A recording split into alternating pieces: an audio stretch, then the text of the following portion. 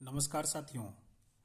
आज हम लोग सीखेंगे कि पोस्ट ऑफिस का जो सेविंग अकाउंट होता है, तो उस सेविंग अकाउंट को जब पहले हम लोग को आधार सीडिंग करना रहता था, तो हम लोगों को सब डिवीज़न ऑफिस यानी कि अपने उप डाकघर उस अकाउंट को भेजना पड़ता था। लेकिन अब ये फीचर हमारे ही अपने दर्पण का जो न्यू मोबाइल हम लोगों को दिया गया है, उस नए मोबाइल में ही हम लोगों के पास वैसी सुविधाएं उपलब्ध हो गई है कि अब हम लोग आसानी से किसी भी सेविंग अकाउंट में आधार सीडिंग कर सकते हैं। वो कैसे करेंगे?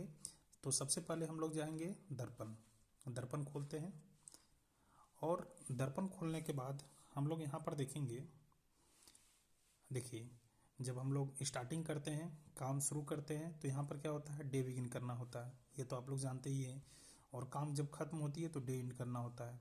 तो अभी हम लोगों को क्या करना है, डे बिगिन तो ऑलरेडी हम लोग कर चुके हैं, तो हम लोगों को आधार सीडिंग करना है। आप देखो यहाँ से, ये आर्टिकल के लिए है, ये CBS जिसमें हम लोग SBRD सुकन्या का डिपॉजिट करते हैं। यहाँ पर हम लोग क्या करते हैं, PLI RPLI का काम करते हैं। इसमें इस फीचर में आप लोग देखेंगे कि PLI RPLI का इसमें हम लोग काम करते हैं। उसके बाद फिर एक जो फीचर आता है हमारे पास, वो है आधार सीडिंग का। ये देखिए, एक न्यू जो फीचर आ गया है, ये है आधार सीडिंग का। अभी क्या है, देखिए हमारे पास D³ होम में आधार सीडिंग और सीडिंग स्टेटस दोनों, यानी कि हम लोग एक फ्रेश सीडिंग भी कर सकते हैं और साथ ही साथ ये सीडिंग हुआ कि नहीं हुआ इसका स्टेटस भी हम लोग चेक कर सकते हैं। जैसे हम लोग एक जो सो आपको करके दिखाते हैं। देखिए, यहाँ फ्रेश सीडिंग है और एक रीसीडिंग है। फ्रेश सीडिंग यानी कि कोई भी नया अकाउंट है जिसमें हम लोगों को फ्रेश सीडिंग करना है, तो यहाँ से हम लोग फ्रेश सीडिंग कर देंगे। दूसरा, अगर मान लीजिए कि सीडिंग हम लोगों ने पहले रिक्वेस्ट दे चुका है लेकिन वो सीडिंग नहीं हुआ, तो नहीं होने की वजह से फिर से हम लोग रीसीडिंग कर सकते हैं। तो अभी हमारा क्या, हमारे पास एक फ्रेश अकाउंट है, तो फ्रेश अकाउंट को हम लोग सीड करते हैं। ठीक है, तो सबसे पहले हम लोग को डालना पड़ेगा उसका अकाउंट नंबर। सबसे पहले हम लोग उसका अकाउंट नंबर डालते हैं। ठीक है,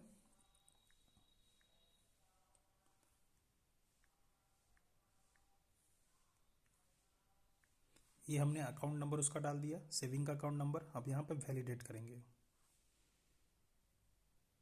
अब जैसे ही वैलिडेट करेंगे तो उसका नाम आ जाएगा। ये देखिए, ये उसका अकाउंट नंबर आ गया। ये किसके नाम से है, उसके अकाउंट होल्डर का नाम। CIF नंबर भी आ गया, टाइप ऑफ अकाउंट भी आ गया, है ना। CIF यानी कि कस्टमर इन्फॉर्मेशन भी आ गया हमारे पास। और उसका आधार नंबर जो रजिस्टर नंबर है, जो आधार का जो रजिस्टर है यहाँ पे, वो भी आ गया। तो अब हम लोग क्या करेंगे, कन्फर्म करेंगे। अब यहाँ पर हम लोग उसका आधार नंबर डालेंगे। ठीक है, आधार नंबर हम लोग यहाँ डालेंगे। इसका आधार नंबर लिख देते हैं हम लोग, 42 0।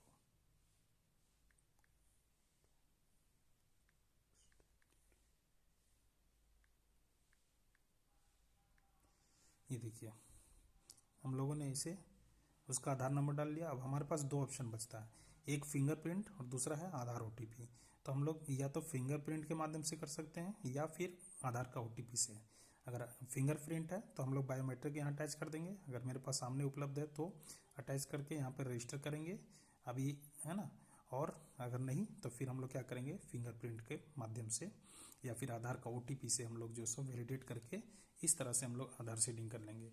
और जो आधार सीडिंग होगा उसका स्टेटस हम लोग कहाँ देख सकते हैं, तो उसका स्टेटस हम लोग देख सकते हैं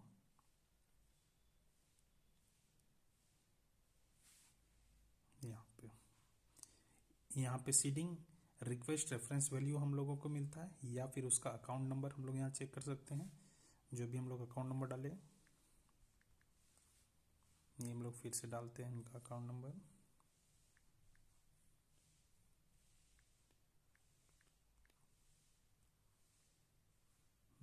अभी क्या है कि हम लोगों ने इसका रिक्वेस्ट अभी नहीं भेजा है, इसलिए यहाँ पर नहीं दिख रहा है। अभी रिक्वेस्ट अगर भेजे रहते तो यहाँ पर हम लोगों को seeding request reference number generate होता और वो हम लोगों को यहाँ पर दिखता। तो इस तरह से हम लोग कर सकते हैं। ठीक है, थैंक यू।